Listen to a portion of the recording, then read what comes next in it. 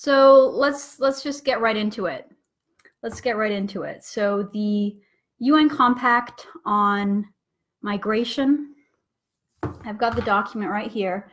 So the official title of the document is called the Global Compact for Safe, Orderly, and Regular Migration. Here it is right here. This thing was drafted over the summer.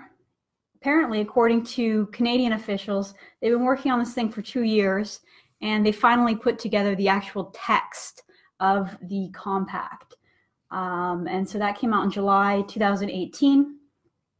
And the representatives of all these UN member states are going to be meeting in Morocco on December 10th and December 11th. So it's coming up in less than 2 weeks. The leaders of the representatives, the UN representatives of all these countries are going to be meeting to discuss this document and potentially sign onto it, ratify it, and become members to this agreement.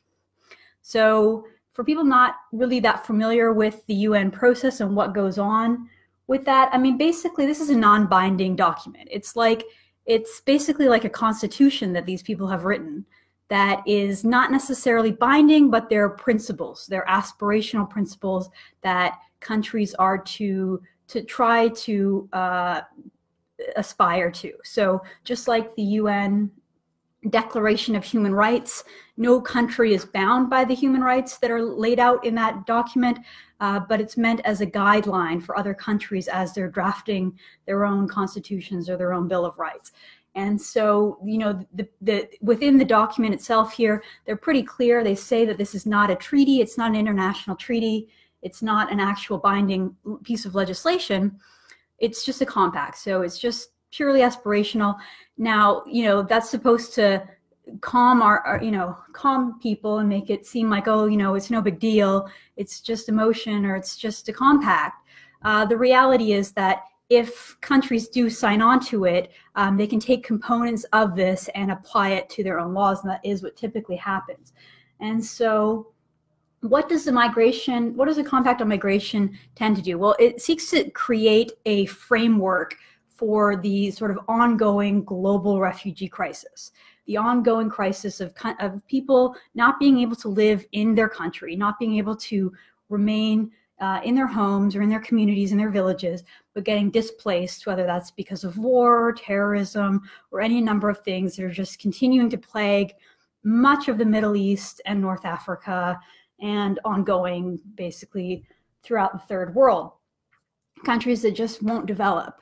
You know, there's all kinds of people who are in those countries that just don't want to be there anymore. And so this creates a framework mostly for the rich countries, but also for the poor countries, as a guideline to, you know, how are we going to move these people who don't want to be in these poor countries, but they'd much rather be in rich countries like Canada or Switzerland or Norway or the United States. How are we going to manage this? And I mean, I think fundamentally there's a report in Breitbart the other day by Chris Tomlinson that talked about how it was really Germany that engineered this, that Merkel's people are kind of taking credit for this document. And the idea is that, you know, Germany opened its borders up in 2015 and welcomed 1 million Syrian refugees. Well, they hoped they'd be Syrian refugees. Of course, you know, so many other people came to Europe aside from just the Syrians. They basically just opened up their borders and let in millions of unscreened, unvetted individuals, self-selected refugees, people who probably wouldn't, many people probably wouldn't classify under international law as being an actual refugee, but they're self-selected refugees. They identify as refugees. They came to Europe. So the idea behind this is basically, you know, let's help Germany. Germany bit off more than it can chew.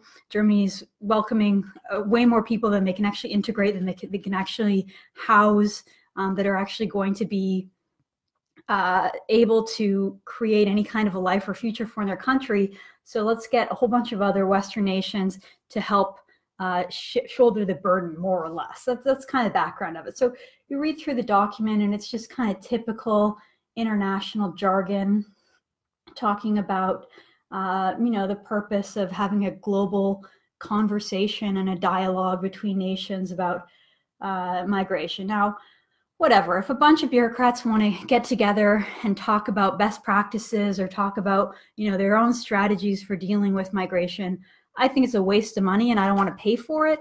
But there's not necessarily any harm to that. Now, this document itself is quite different because fundamentally what it seeks to do, and why I say it's radical, why I think it is cause for concern, is because essentially what it tries to do is create a new precedent in international law and international norms that says that migration is a universal human right. You hear that language reiterated over and over again in this document. They want to create a expectation that people have the right to migrate. It is a universal human right. It's a right. It's not a privilege. It's not something that is an honor bestowed upon people. It's not a decision that's made by the citizens of a community or of a country to decide who to give that privilege to. It's not something you earn. It's not something that you apply for and receive, but it flips the equation around and says, no, it is a right. It is a right. You have a right to migrate. Which is totally unprecedented. It sort of baffles the whole concept of what is a right, because if you think about what is right properly understood, it's usually freedom from like government persecution. Like you have the right to freedom, you have the right to life, you have the right to do what you want, maybe you have the right to your property or something like that. But the idea that you have the right to go into someone else's country and to live there, the idea that would be a right is just really a confused concept. It's never ever been a concept in international law before. So you can just see that they're trying to work this in. If you go through this document, they use the term right, human right, universal human right, basic human right. They use the term right hundreds of times, like over 100 times in this document. So to say that someone else, regardless of where you're born and where you're coming from and anything else in your past, that somehow you have the right to come into Canada and to become a citizen of Canada or to be treated as citizens are treated is pretty alarming, because it basically says that Canada and Canadians are no longer in charge of who they determine can become a citizen in their country. Right now, it's Canadians that decide who becomes a citizen of our country, or it's Americans who decide, if you want to come to America, these are the guidelines that you have to follow. These are the rules you have to abide by. And if you come and you follow these steps and you follow these rules, then maybe eventually you can become a citizen. Well, again, this flips it on its head. And you can see there's one part in the document. So this is right in the preamble, section 4 right here.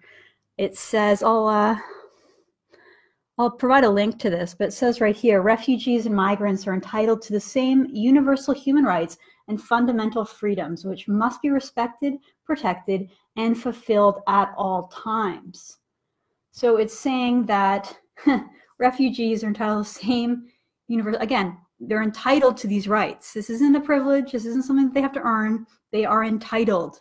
So anyone could just show up at your doorstep and say, I'm entitled to live in your house, and I'm entitled to the exact same privileges as anyone else who lives in the house, which is pretty alarming. So many arguments against something like this. It undermines national sovereignty, the rule of law, to say that you don't have to follow Canadian immigration laws. You don't have to follow our rules and our laws.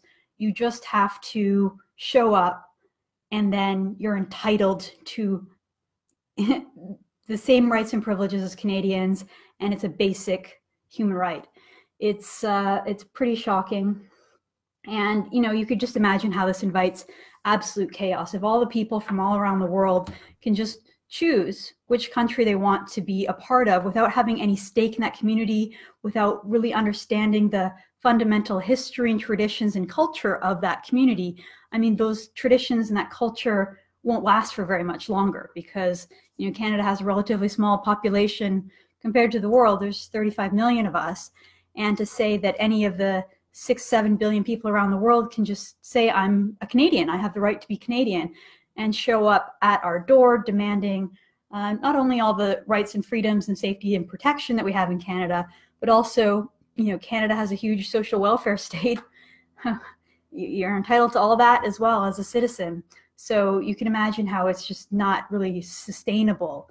And again, it just invites all kinds of chaos, because there's no more community, there's no more concept of what it means to be Canadian, there's no more kind of basic agreement that we all share the same fundamental values and culture, you know, and people with totally different values, totally different culture, grow up with different educational expectations, that grow up potentially coming with all kinds of diseases. I mean, what's stopping everyone in the world who's sick, everyone in the world who has, you know, a terrible disease that could be infectious, from showing up in Canada saying they have a right to be Canadian? Now, you know, it doesn't come out and say it in the document that everyone has a right to be Canadian. Again, the language of creating frameworks so that migration becomes a basic universal human right is certainly repeated throughout this thing. And then, so that's obviously the first big concern. The second concern is that this document sort of conflates and it blurs the line between a refugee and a migrant. So as we know, a refugee is a person who is fleeing from war or fleeing from persecution. They're either displaced because of an actual war, or they have a well-founded fear of persecution. That's the language that's typically used in international law, that you have a fear of being persecuted. So you're being persecuted and it's well-founded. It isn't just, you know, it's not safe in my country, or, you know, a lot of people have been targeting my country. No, you have to specifically have a case for you personally, why you are being persecuted, why you personally are being persecuted. So it's a very specific definition and requirements. And so what this document, you'll see, it's just sort of used interchangeably. It's not just about refugees, it's about all migrants. In that section that I read, refugees and migrants are entitled to the same universal human rights. So it's not just refugees, it's migrants. A migrant is just anyone who wants to move to a better country, wants a better opportunity in the West, wants to move to a rich country. And a lot of the times, a migrant is someone who has come to the rich part of the world, the Western part of the world, without following the immigration rules laid out by that country. So we would typically say, you know, someone who's a refugee is someone who's been accepted according to international law as a refugee, whereas a migrant is someone who has not been accepted. So they've come illegally, or they've tried to have a refugee application and it's failed. And so I think that this is really important, because, you know, those are two very different types of people. They're two very distinct classes of immigration. And throughout this document, they use them interchangeably, and it talks about the need to create this framework for both refugees and migrants. So that is the sort of second thing they try to slip on through there. And then third and final thing that I want to talk about, and I think this is, I mean, for me as a journalist, this is the most terrifying aspect, most disturbing aspect of this thing, is that if you go through it, there's an entire section, let me just see if I can find it, on, let's see, well, part of it talks about how the government, how they want to create a whole of government approach to changing the concepts when it comes to migration, changing the way that people think about migration. And part of that whole society approach includes the media. And so if we go on to objective, here it is, objective 17, eliminate all forms of discrimination and promote evidence-based public discourse to shape perceptions of migration. Let me just read that again, because it's pretty alarming again. Eliminate all forms of discrimination and promote evidence-based public discourse to shape perceptions of migration, to shape perceptions of migration. So there's a propaganda element within this UN document that they want to not only just eliminate discrimination, which is sort of a intangible, impossible thing to do, but also to shape perceptions of migration. So to help basically distort the reality and force one type of thinking upon all people. And so within this section, they seek to eliminate all forms of discrimination, condemn and counter expressions and acts and manifestations of racism, racial discrimination, violence, xenophobia, and related intolerance against all migrants, in conformity with international human rights. Now, of course, we shouldn't want to have any kind of racism or racial discrimination, especially not violence. You know, the idea of xenophobia or related intolerance, I mean, those are just such vague, mushy terms that it's really subjective and really strange as to why a UN sort of document that's aimed towards government would have anything in it about trying to eliminate types of discrimination and tolerance. I mean, and then it goes on. So one of the things that it seeks to do is a section C here, is promote independent, objective, quality reporting and media reports, including internet-based information, including by sensitizing and educating media professionals on migration-related issues and terminology. And then there's a part here, stopping the allocation of public funding or material support to media outlets that systematically promote intolerance, xenophobia, racism, and other types of discrimination towards migrants. And this is the part that sort of just like stops you right in your tracks. So the idea is that they want governments to not only promote reporting that promotes migration. So if you're a journalist and you're a reporter who's trying to tell positive stories about migrants and trying to make it seem like everything is just rosy and great and that migrants are all wonderful contributors to society, well, they want that government to reward you and promote you.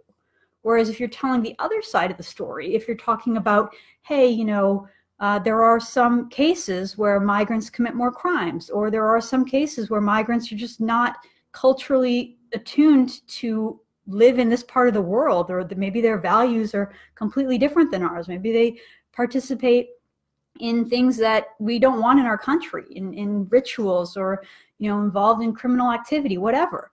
If you want to tell that side of the story, the UN is telling the government to stop the allocation of funding and material support to those media outlets. So this is the UN calling on the government to actively intervene in the media to determine which outlets and which reporters and which journalists are being good and following their ideology, and which ones are being bad and telling the other side of the story. Now, why would the UN want the government to get involved? Not just to, you know, mediate and maybe make sure that there's balance, which again, I don't see that as the role of government whatsoever, but to actively enforce what is fundamentally a radical document, a radical ideology, the radical concept that there shouldn't be any borders, that citizenship doesn't really matter, that everyone has the right to go and live wherever they want. I mean, again, these are very, very radical concepts that have no precedent in international law, in immigration law. And suddenly the UN is saying, not only do we have to accept these, but the government is going to actively intervene to tell media which stories to tell, to punish media and journalists that tell the wrong stories, and to reward journalists and media that tell the correct stories, or that mimic the correct way of thinking. I mean, it's dangerous. That's no longer a free press. It's no longer a free society. So when you look at this document, you could just say, oh, whatever, it's just another stupid UN initiative, a bunch of, you know, out-of-touch elites meeting in Europe, meeting in Morocco to pat themselves on the back and promote their own worldview. But within this document, you can see how there are several elements that undermine our democracy, because fundamentally, right now, it's up to Canadians to decide who we let into our country and who we let into our community, who gets to have the privilege of being a Canadian citizen.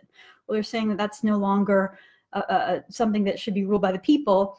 This should be something that comes from the top down, from these UN elite bureaucrats and federal politicians like Justin Trudeau, who agrees with all this stuff. And not the will of the people. it undermines our state sovereignty and the rule of law, because it says that, again, we don't get to set our own immigration rules. The immigration rules are coming from this insane document. And then the idea of the free press, that the journalists should be able to report what they see as being important issues, not what issues are dictated by, again, far left extreme bureaucrats who are telling them what beliefs they should have. And I think that this is, again, connected to Justin Trudeau's recent announcement of a $600 million media slush fund. We don't know exactly what the criteria for that slush fund will be, but we do know that, first of all, there's a lot of dying media companies in Canada that are, on the verge of not existing in a couple of years because they're so poorly run, that we're all celebrating this fund. And, we don't know how the money's going to be doled out. But in the last budget, in the mini budget that came out last week, Trudeau's finance minister sort of alluded to it, that there is going to be some kind of a panel that determines which media qualify, and the money is going to get doled out that way. So is this migration pact going to have an impact on that? Is this the language that's used in here about responsible reporting and systematically not including reporters that they tell stories they don't want out there? If the Trudeau government considers you racist or xenophobic or intolerant, are you going to be blacklisted? I mean, we know the Trudeau government and Trudeau himself goes out of his way to name call and mudsling against any opposition that talks about immigration. That according to the Liberals in Canada, if you oppose their dogma on immigration, on multiculturalism, on diversity, they'll call you racist, they'll call you xenophobic, they'll call you intolerant. Someone on Twitter reminds me it happened with Maxime Bernier. It happened with Maxime Bernier, it happened with Lisa MacLeod, the Ontario provincial minister. There was one point in the House of Commons that Conservative leader Andrew Scheer asked Trudeau a question about ISIS fighters and terrorism, and in Trudeau's reply, he called the Conservatives Islamophobic. So worrying about ISIS and terrorism makes you Islamophobic according to these Liberals. So, again, it leaves you thinking, is this really the point of that fund? Is it going to be tied with, whether or not you're following this absurd guideline in this UN document? So again, a week Monday is when these world leaders are going to be meeting in Morocco. And one other argument, some people might say, again, it's just a UN scheme. It's not real. It's not, they're not really going to implement this thing. Well, okay, there was a opinion article in Maclean's magazine in September. And you can see the headline there: Why Canada Will Lead the Charge on the UN's Global Refugee Plan. Okay. It's an op-ed. It says, the UN's Global Compact on Refugee will be a game changer, and Canada is well placed to make it a reality. And this article is written by Canada's Immigration Minister, Ahmed Hassan, and Canada's International Development Minister, Marie-Claude Bibeau. So, and then also Canada's representative to the UN. So here you have it, right from the ministers themselves, right from the Trudeau government. Canada's taking a lead on this UN refugee plan. It's going to be a game changer, and Canada is well placed to make it a reality. Well. And the whole thing is about how, there are a few moments in history where the world come together to devise a new plan that holds a promise of improving the lives of millions of people. The UN Compact has the potential to be one of these moments. It's not just a bunch of words on paper. It represents a common understanding and political commitment to find solutions for refugees. Like basically, they're like, this is like the most exciting thing they've ever done in their careers. And they can't wait to just impose this insane document onto the whole world. So there's that. I think that it really is Canada and Germany that's behind this whole ridiculous UN scheme. They think that people from anywhere in the world should have the right to come and live in our country without following our rules or following our culture or having any stake in Canada's future. And I think that that's pretty absurd. And that, again, maybe you would hear about this more in the media if the journalists themselves weren't so afraid of getting into Trudeau's bad books, or they weren't so afraid of the funding that could potentially be tied to their media organization if they were to criticize this document. And make no mistake, this is an absolutely radical document. It could fundamentally change everything about our country, everything about the world that we live in, our current understanding of the world as nation states divided by borders, where people live by the same rules and we live by the rule of law. This migration compact would throw that all away. Basically just say anyone has the right to live anywhere. They're trying to make migration a universal human right, which is just fundamentally wrong. And I think that there's so many problematic elements. It's sad that journalists haven't covered it. There are a few exceptions. My colleague Anthony Fury in the Toronto Sun has written about it. I have an article out today. It's online right now, talking about this document and warning about it. And it's unfortunate that you're not gonna see stories about it. You're not gonna hear about it on the radio, or you're not going to see it on CBC News. But again, the worldview that these people at the UN hold is the same worldview that the people who run the CBC have and the people who run the federal government have.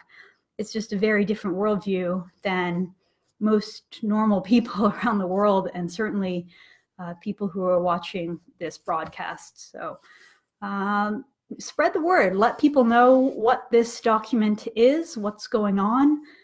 If Canada and the Trudeau government want to brag about taking a leading role in helping this compact get implemented, well, they should have to answer to that. They should have to explain it. And it's a shame that journalists seem to be afraid to ask those tough questions, because probably they don't want to get into the government's bad books. They don't want to be one of those journalists that are determined to break the rules on talking about migration and therefore not get funding. So, this is definitely a problem. And I think that more Canadians need to know about it. So please like this video, share it. If you haven't already, like my Facebook page, Candace Malcolm. It's linked in the description there. And I think Canadians need to wake up and they need to fight back against this kind of government meddling and top-down bureaucracy, because it's very undemocratic and it could create lots of problems for the future. So I'm going to leave it at that. Thanks so much for watching, guys. Have a great weekend, and we'll see you next week.